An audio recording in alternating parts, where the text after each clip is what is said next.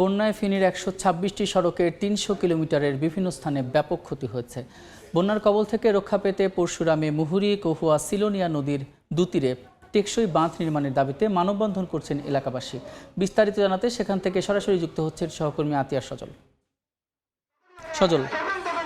নদীর বন্যা নিয়ন্ত্রণ বাঁধকে টেকসই করে নিজেদের যে জীবনমান উন্নয়নের জন্য মানুষজনকে বা যে বন্যা থেকে রক্ষার জন্য স্থানীয়রা মানববন্ধন করছেন।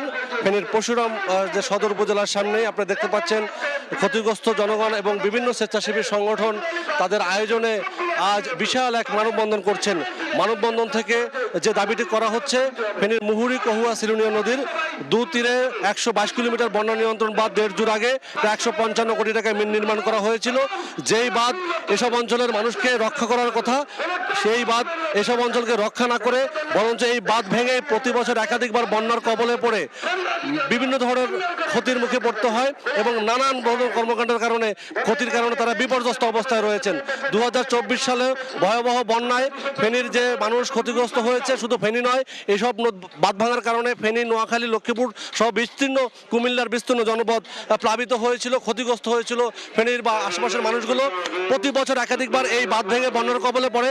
ভারতের উজান থেকে নেমে আসা পাহাড়ি ঢল এবং অনবরত বৃষ্টি হলেই বছরের একাধিকবার বন্যার কবলে পড়ে এসব অঞ্চলের মানুষ সর্বশান্ত হয়। বারবার আশ্বাস দেয় সংশ্লিষ্ট কর্তৃপক্ষ, কিন্তু সেই আশ্বাসের কোনো বাস্তবায়ন হয় না।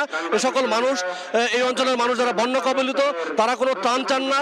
তারা চান এই যে বাঁধ, সেই বাঁধকে টিকসই করে স্থায়ীভাবে এই বন্যার যে প্রতি বছর হয় তার স্থায়ী সমাধান। কিন্তু প্রতি বছর আশ্বাস দেয়, তার কোনো বাস্তবায়ন হয় না।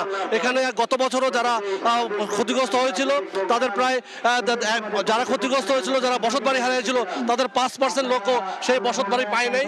এবারের বন্যায় শতাধিক লোক বাস্তবরা বাড়ি হারা হয়েছে, তারাও আবার বাড়ি পাবে কিনা সন্দেহ।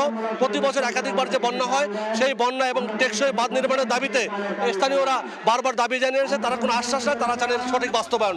এই ছিল আমার কাছে এখান থেকে সবশেষ। ফেনী থেকে যুক্ত ছিলেন সহকর্মী আতিয়ার সজল।